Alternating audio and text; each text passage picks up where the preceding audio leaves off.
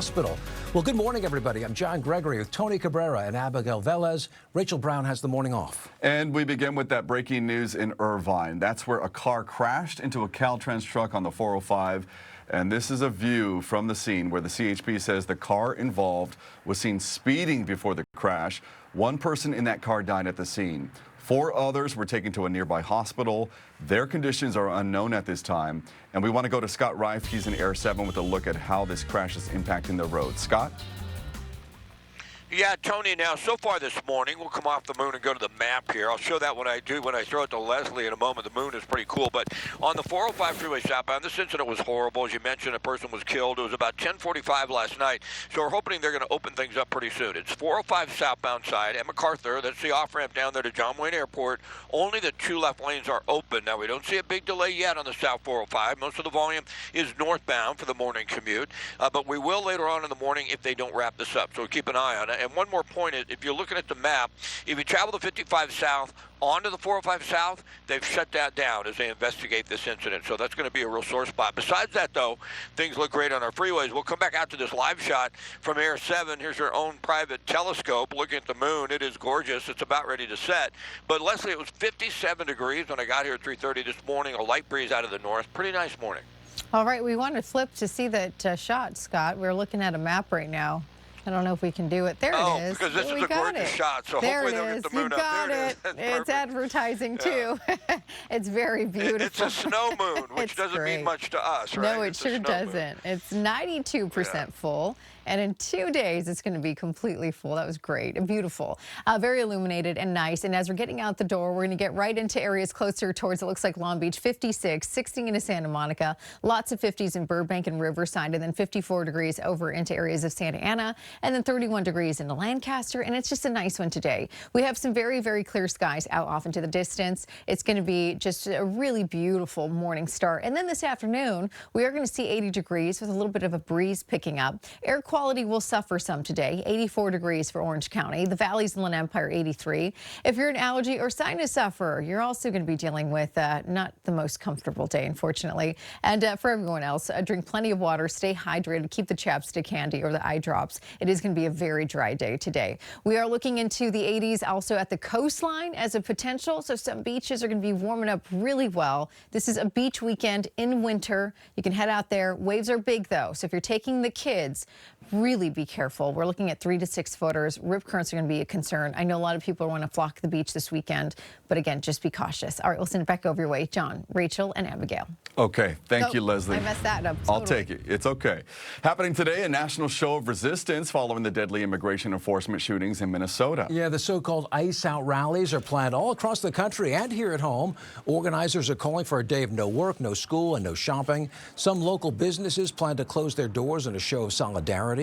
Other shops say they'll remain open and donate a portion of today's sales. We're just trying to make our voices heard by shutting down the economy, and that's what we're encouraging small businesses in the area to do. It is one of our busiest days, and we are still paying our staff, but I think it's a small thing that we can do one day that's going to make a bigger difference.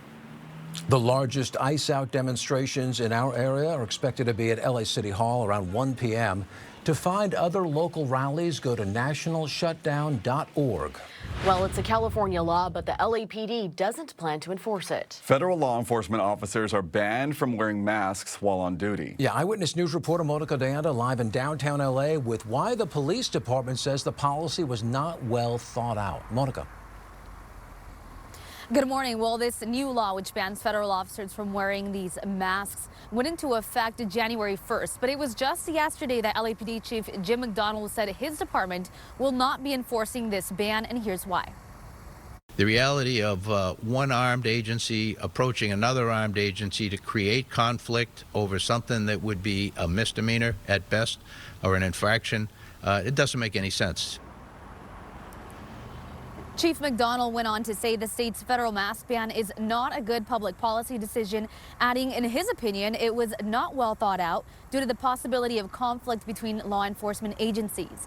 The ban on face coverings, known as the No Secret Police Act, was introduced following immigration raids across Southern California that began last summer. The law went into effect on January 1st, but is not being enforced because the Department of Justice is currently challenging it in court. So far, the judge presiding over that case has indicated that the federal government has a strong argument that this could be discrimination against federal agents, since some California state law enforcement is exempt. Back to Chief McDonald, he wants to make this message clear to the community his department serves.